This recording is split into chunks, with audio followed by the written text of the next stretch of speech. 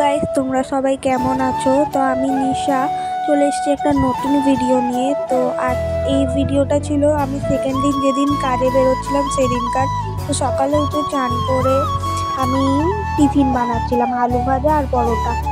আলু ভাজা তো বানানো কোনো ব্যাপার না, ব্যাপারটা ছিল পরোটাটা বানানো। কারণ আমি কোনোদিন সেরকম পরোটা বানাই না, পরোটা রুটি এসব কোনোদিনই বানাই না।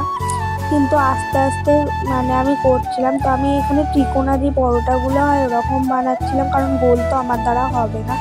ত্রিকোণা বানাতে গিয়েও এটা ভারতের ম্যাপ হয়ে গেছিলো। তো আমি যেমন পেরেছি সেরকমই বানিয়েছি, কেননা এটা একমাত্র আমিই খাবো, আর কেউ খাবে না, কেউ দেখতেও আসবে না কি খাচ্ছি না খাচ্ছি। তো আমি নিজের মতনই যেমন পেরেছি করে নিয়ে গেছিলাম পরোটাগুলো, তারপর ভেজেও নিয়েছিলাম।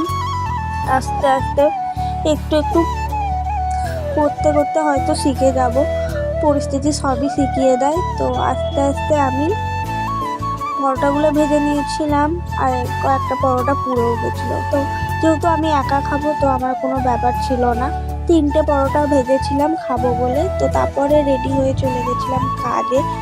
আর সেখানে তো বিকেলে প্রচণ্ড বৃষ্টি এসছিল।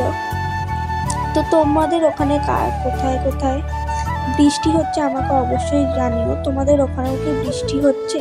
তাহলে কমেন্টে জানিও। আর তোমরা কোথা থেকে আমার ভিডিও দেখছো সেটাই জানিও। তো আমার ভিডিওটা তোমাদের কেমন লাগলো অবশ্যই বলো। দেখা হচ্ছে পরের ব্লগে। আর আমার সাথে থেকো, পাশে থেকো। Thank you for watching. Tata.